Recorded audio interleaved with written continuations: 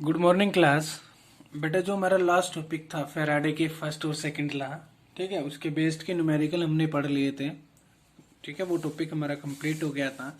आज का जो हमारा टॉपिक रहेगा वो रहेगा आपका कुछ सॉल्यूशंस हैं इलेक्ट्रोलाइटिक, तो उनके बारे में। तो एक होता है आपका नॉन इलेक्ट्रोलाइट, एक होता है आपका इलेक्ट्रोलाइट।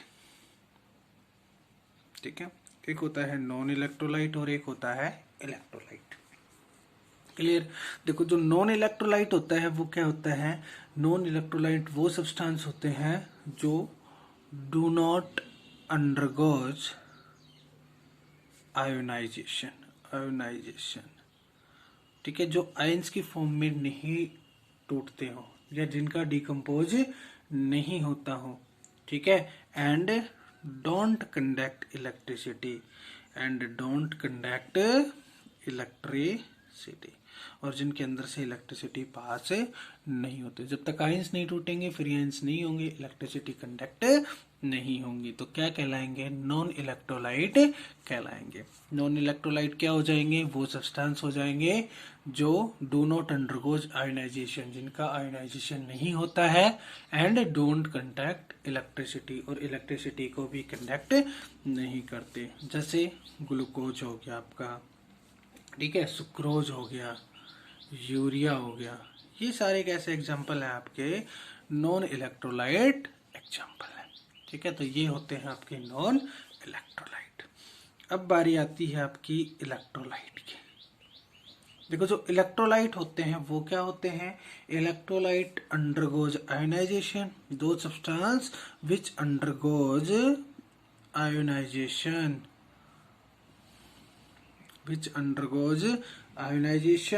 and conduct electricity जो सब्सटेंस आयोनाइज्ड होते हैं, आयंस की फॉर्म में टूट जाते हैं और उनके अंदर से इलेक्ट्रिसिटी कंडक्ट होती है, वो क्या कहलाते हैं भाई? आपके इलेक्ट्रोलाइट कहलाते हैं। वो कहलाते हैं आपके इलेक्ट्रोलाइट। डिपेंडिंग अपॉन आयोनाइजेशन, देखो आयोनाइजेशन पे डिपेंड करके जो आपके इलेक्ट्रोलाइट होते हैं वो टू टाइप्स के होते हैं। कितने टाइप्स के? टू। नंबर एक जो होता है वो होता है स्ट्रॉन्ग इलेक्ट्रोलाइट। दूसरा जो होता है वो होता है वीक इलेक्ट्रोलाइट। स्ट्रॉन्ग इलेक्ट्रोलाइट वो होते हैं जो कंप्लीट आयोनाइज्ड हो जाते हैं। Strong electrolyte are those which are complete ionised या कंप्लीट आयोनाइजेशन शो करते हैं, वो आपके स्ट्रॉन्ग इलेक्ट्रोलाइट कहलाते हैं। जैसे NaCl हो गया, H2SO4 हो गया, ये सारी कैसे एग्जाम्पल है? आपके स्ट्रॉन्ग इलेक्ट्रोलाइट के एग्जाम्पल है। वीक इलेक्ट्रोलाइट क्या होते हैं? वीक इलेक्ट्रोलाइट होते हैं पार्सली आयोनाइजेशन या पार्सली डिसोसिएशन होता है। इनका क्या होता है? पार्सली डिसोसिएशन होता है। कंप्लीटली आयोनाइजेशन या कंप्लीटली डिसोसिएशन नहीं होता, इनका क्या होता है? पार्सली होता है। जैसे CH3COOH हो गया, H2 हो गया, LH4OH हो गया। ये सारे कैसे एग्जाम्पल हैं? वीक इलेक्ट्रोलाइट के एग्जाम्पल है। ठीक है, ये सारे किसके एग्जाम्पल हैं? वीक इलेक्ट्रोलाइट के एग्जाम्पल। क्लियर हो गया? ये था आपका इलेक्ट्रोलाइट में वीक इलेक्ट्रोलाइट और स्ट्रॉन्ग इलेक्ट्रोलाइट। इसके बाद आती है आपकी टाइप्स ऑफ कंडक्टिविटी रेसिप्रोकल होती है भाई किसके? रेजिस्टेंस की। तो टाइप्स ऑफ कंडक्टिविटी की हम बात करेंगे, तो इसमें सबसे पहले टाइप आती है, वो आती है सिंपल कंडक्टिविटी, और स्पेसिफिक कंडक्टिविटी भी हम इसको बोलते हैं। सिंपल कंडक्टिविटी या स्पेसिफिक कंडक्टिविटी भी बोलते हैं। तो देखो, अगर इसको सिंपली डिफाइन करेंगे तो हम ये कह सकते हैं कि simple conductivity is the defined as conductance of solution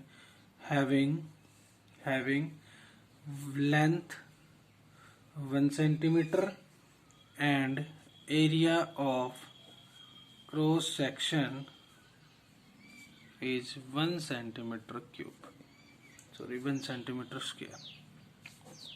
तो ये डेफिनेशन हो जाती है क्या कि सिंपल कंडक्टिविटी क्या होती है, कोई भी कंडक्टेंस होती है किसी भी सॉल्यूशन की, कब, जब वो लेंथ 1 सेंटीमीटर हो और एरिया ऑफ क्रॉस सेक्शन क्या हो, 1 सेंटीमीटर स्क्वायर। ये चीजें मैं प्रूव करूंगा, देखो किस तरीके से कंडक्टेंस आएगी।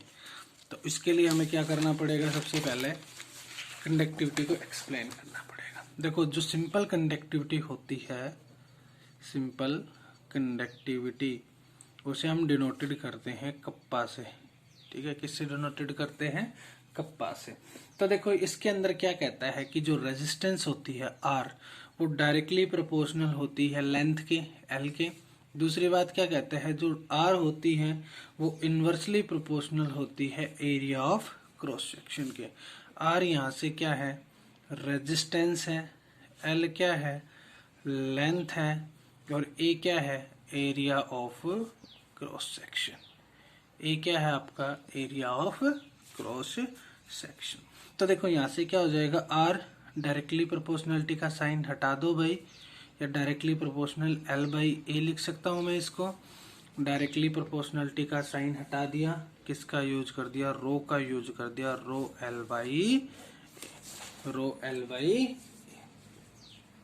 ठीक है, रो एल बाई ए। यहाँ से देखो जो हमारी आर थी ना, वही हमारी ये क्या थी, रेजिस्टेंस थी, और रेजिस्टेंस किस में रहेगी आपकी, ओम में रहेगी। रेजिस्टेंस किस में रहेगी, ओम में। और ये क्या कहता है, जो आर होती है ना, ये रेसिप्रोकल होती है कंडक्टेंस के। दो जो कंडक्टेंस होती है वो क्या हो जाएगी, 1/r। कंडक्टेंस क्या हो जाएगी भाई, 1/r हो जाएगी, ठीक है। कंडक्टेंस क्या हो जाएगी, 1/r। क्लियर हो गया। एक यहाँ से हमारा एक वर्ड आता है हमारा सेल कांस्टेंट। क्या आता है, सेल कांस्टेंट, जिसे हम जी लिखते हैं। सेल कांस्टेंट क्या होता है, जी, ठीक है, जी होता है सेल कांस्टेंट। और जी हमारा क्या हो जाएगा, ये इक्वल टू में एल बाई ए, लेंथ और इनवर्सली प्रोपोर्शनल। ये हमारा क्या हो जाएगा, जी, सेल कांस्टेंट हो जाएगा, ठीक है। यूनिट इसकी सेंटीमीटर इनवर्स या मीटर इनवर्स हो जाएगी। क्लियर। रो क्या थी, रो जो आपकी थी वो थी रेजिस्टिविटी। रो क्या थी, रेजिस्टिविटी थी भाई, ठीक है। और रेजिस्टिविटी क्या होती है, रेसिप्रोकल होती है किसके, कंडक्टिविटी के। मतलब कि कप्पा को क्या लिख सकते हो, 1/ρ लिख सकते हो। कंडक्टेंस के रेसिप्रोकल रेजिस्टेंस, कंडक्टेंस के रेसिप्रोकल होती थी। रेजिस्टिविटी किसके रेसिप्रोकल, कंडक्टिविटी के रेसिप्रोकल होती है, ठीक है। तो दोनों को कंपैरिजन करेंगे तो यहाँ देखो 1/c R inversely L by A है, तो इसको क्या लिख दूंगा मैं, 1/कप्पा, रेजिस्टिविटी की जगह 1/कप्पा, भैया उधर आ जाएगा एल बाई ए। यहाँ से किसकी वैल्यू निकालूंगा, कप्पा की, तो कप्पा की वैल्यू हो जाएगी सी एल बाई ए, ठीक है। यहाँ से क्या कहता है, if L 1 centimetre, A 1 centimetre square, तो क्या हो जाएगा, कप्पा इक्वल टू में सी, कप्पा इक्वल टू में सी। तो यहाँ से सी क्या होगी, कंडक्टेंस हो गई, और कप्पा क्या हो गई, कंडक्टिविटी होगी। तो यहाँ से कंडक्टिविटी डिफाइन हो जाएगी, जो मैंने आपको बताया था कि conductivity is defined as the conductance of solution having 1 centimetre length and area of cross section is 1 centimetre square. 1 centimetre square, इसकी जो यूनिट हो जाएगी वो हो जाएगी siemens centimetre inverse, siemens centimetre inverse. और कंडक्टेंस की कोई आपसे यूनिट पूछे तो 1/r, रेजिस्टेंस की ओम होती है तो हो जाएगी ओम इनवर्स। इसको हम महो भी बोल सकते हैं या इसको साइमन भी कह सकते हैं। ये हो जाएगी भाई किसकी, कंडक्टेंस की यूनिट हो जाएगी, ये हो जाएगी आपकी कंडक्टेंस की यूनिट, ठीक है। तो ये होती है आपकी conductivity.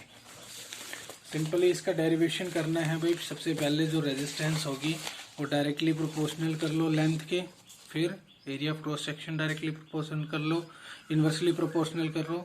Are directly proportional length area of cross section के इनवर्सली प्रोपोर्शनल। डायरेक्टली प्रोपोर्शनलिटी का साइन हटा दिया, रो का यूज कर दिया। आर क्या होगी, रेजिस्टेंस, जो क्या होती है रेसिप्रोकल होती है कंडक्टेंस के। रो क्या होगी, रेजिस्टिविटी, जो रेसिप्रोकल होती है किसके, कंडक्टिविटी के। ठीक है, यहाँ से कप्पा ये हो गया, सी 1/r हो गया, इन दोनों का यूज कर लो। 1/c क्या लिख सकता हूँ, 1/r। ठीक है, सी 1/r, आर को क्या लिखा था, कप्पा 1/, कप्पा भाई डायरेक्टली प्रोपोर्शनलिटी को रो लिखा था, रो को क्या लिख सकता हूँ 1/k। ठीक है, और ये हो जाएगा L/A कि kappa C/LA, L 1 centimetre, area of cross section 1 centimetre square. यहाँ से कप्पा किसके बराबर आएगा, C। तो इसको हमने डिफाइन कर दिया।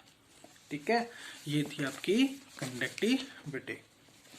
इसके बाद देखो क्या होता है इसका, डाइल्यूशन पे क्या इफेक्ट पड़ता है, इफेक्ट ऑन डाइल्यूशन। डाइल्यूशन मैंने आपको पहले भी बताया था कि भाई डाइल्यूट करना, उसकी कंसंट्रेटेड जो होती है उसको क्या करना, कंसंट्रेशन जो होती है उसको कम करना।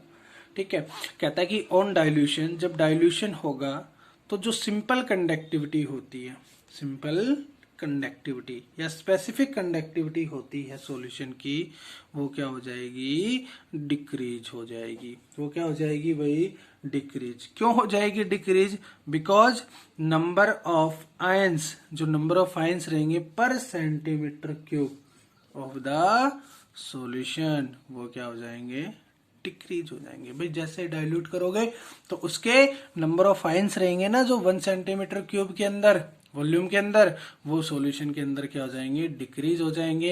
इसी वजह से डाइल्यूशन करने पर जो कंडक्टिविटी या सिंपल कंडक्टिविटी होती है वो क्या हो जाएगी, डिक्रीज। ठीक है, तो ये टर्म्स आपको याद रखनी है कि किस प्रकार से कंडक्टिविटी क्या होती है आपकी, डिक्रीज। होप सो इतना आपको समझ में आया होगा। नेक्स्ट लेक्चर में भाई इसके आगे बात करेंगे, एक इसकी मोलर कंडक्टिविटी होती है, एक इसकी इक्विवेलेंट कंडक्टिविटी होती है। इनके बारे में हम अगले लेक्चर में बात करेंगे। Thank you, have a nice day.